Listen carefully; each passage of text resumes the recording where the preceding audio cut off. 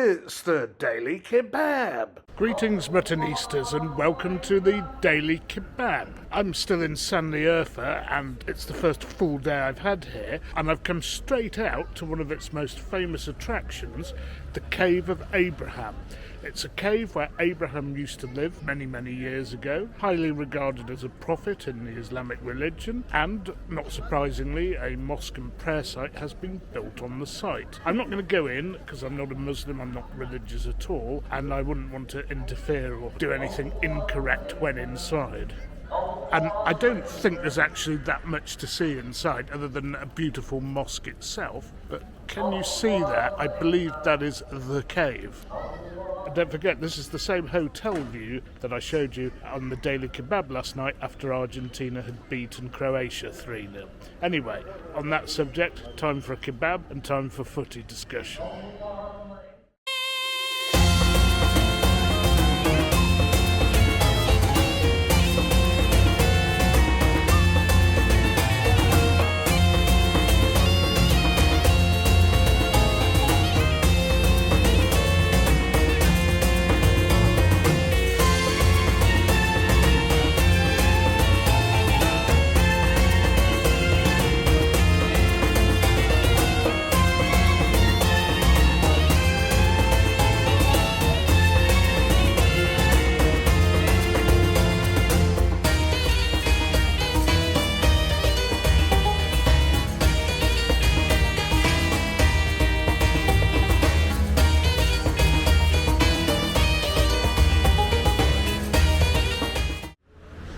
Okay, I've had a great walk around the markets, the meat market, and into the modern town today, and I'm ready to bring you your pre-match kebab, and it's going to be what is the definitively local speciality of Urfa.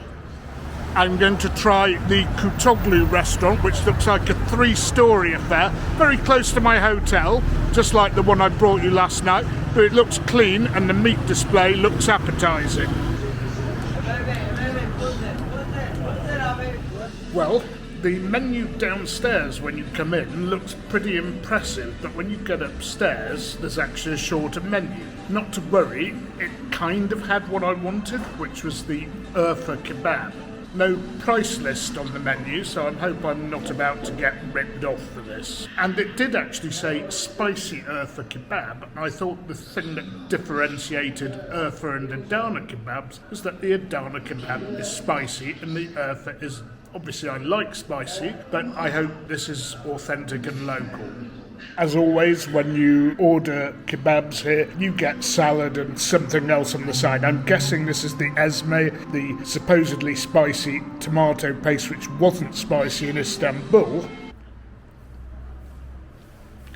I have to say, no spice whatsoever in this. Probably a good thing because of my stomach and the kebab itself is spicy, but it's a rather odd version of ezme, if I may say so. And who am I to say what's authentic and what isn't? Now, I have to say something about the standard of waiter service in this country. In a lot of places in Istanbul, it was actually fine, even in some of what I'd call the rip-off joints. But once I ventured outside of Istanbul, absolutely hopeless. And I'll tell you a few of the things they do which I can't stand. When you arrive, the menu's stuck under your nose and they expect you to make some sort of instant decision. Sometimes the drinks don't arrive till or after the food's arrived. If you have a starter first, if you're halfway through eating the starter, you could be about to even sink your fork into a bit more. They'll take that plate sometimes away from the table completely, but usually to the other side of the table and plonk your main in front of you. And if you leave your glass of whatever beverage like a third full, if they come around to take a plate away, or even just come around, they'll just snatch it away from you. Attentive they aren't, and sometimes they just stand around like lemons, but I guess it's probably just family members or friends filling in to make up numbers or get a bit of low-paid work. And the kebabs arrived, and thankfully I'm not that hungry because, shall we say, the portion is modest compared to what I've been receiving in Turkey thus far. Now, last night I actually got 3 of these for my money. I only got 2 tonight, but we will see whether the taste is good. The onions don't have sumac on them, okay, not the end of the world. The chilli looks very long and interesting now. I'll have a little bite of it. Okay, here we go. I have to say, this looks like a standard Urfa kebab, not a spicy one to me. And that's what it tastes like to me. It's good. It's a tasty kebab. It's the flavour I expected. Not as intensely lammy as the has kebab that I had yesterday. Obviously, this can be beef, can be lamb, can be a mixture. I'm not sure I'll get an answer out of the waiter, but I'll ask him later and leave a subtitle. My guess is that it might be a bit of a mix. Long chilies are not normally spicy, but this one is actually, not viciously, but it's got a bit. For stomach reasons, that's the only mouthful I'll have. But I have to say it's cold, or lukewarm, which is quite disappointing. I'm almost certain it's lamb. It's got that flavour that is distinctively lammy. Anyway, I think I actually preferred the has from last night. The meat itself here I like. The rest of it, a little bit below par. But then again, thankfully, as I said, not hungry. I'm happy to have the bread and the meat and the onion, and that'll do me for the evening. I'd also say that the has kebab and Urfa aren't too dissimilar. They're both lamb. However, I think the has uses a better cut of lamb. It's rolled a little bit more thinly and has less seasoning, so you're getting a much purer taste of the meat. Not to say that this is bad though. Anyway, I definitely picked out the correct restaurant the first time round on this street. You win some, you lose some. And to be honest, I'm not totally unhappy with this anyway. So, on we go to watch France against Morocco, and I'll be back to bring you my reaction. Well, after a reasonable but not outstanding kebab, a reasonable but not outstanding game of football. I did, however, get my prediction spot on, not just the result but the exact score. That's come after a run of poor predictions, so I'm happy I slotted that one in. Morocco, of course, roared on by a raucous crowd. How the hell they got all the tickets, I do not know. I tried actually to get tickets for myself, and England-Iran was the only England game I could get.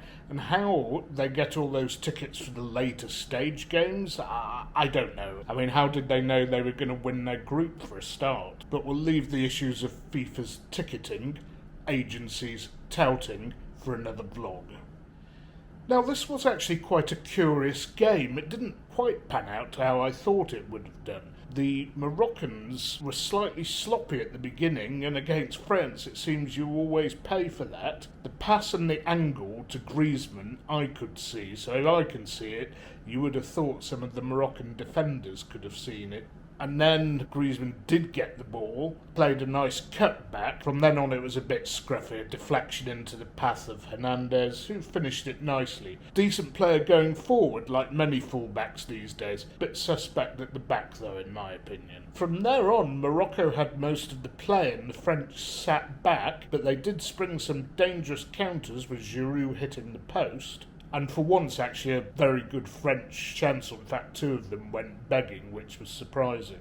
I think that early goal disrupted Morocco's usual game plan, and they played a much more expansive game, and they actually looked pretty good going forward until they got to the business end of the pitch, where they could not score for love or money. But that actually is something I've seen in a lot of their games so far. But they do say the hardest thing in football is actually scoring goals, and it seems to be a particularly hard thing for teams at the World Cup. I guess, as I said in an earlier vlog, right at the beginning of the event, that actually melding together attackers from different clubs is a lot more difficult than melding together defenders. Morocco fashioned some good chances, hit the post, and they also had some sort of claim for a penalty, I thought, but that really didn't get looked at. And as seems to be the case with people playing against France, always it seems 9 or 10 attempts are needed to put one in the back of the net. They didn't do so, and after another great breakaway and another good move by the French, a rather scruffy finish, not the finish itself, but the fact that the ball was deflected into the path of Kolo Muani, who'd just come on about 10 seconds earlier to basically put the game out of the Moroccans' reach.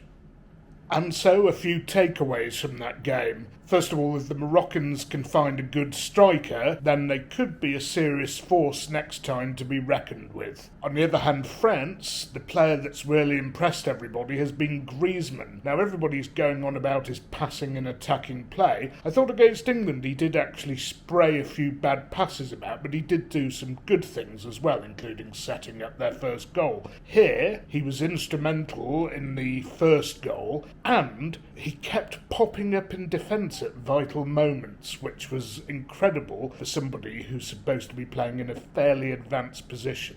Makes me wonder whether he's made some bad decisions transfer-wise in terms of his club career. Then there's the referee. I have to say, I thought he had a pretty poor game. He was letting all sorts of rough stuff go.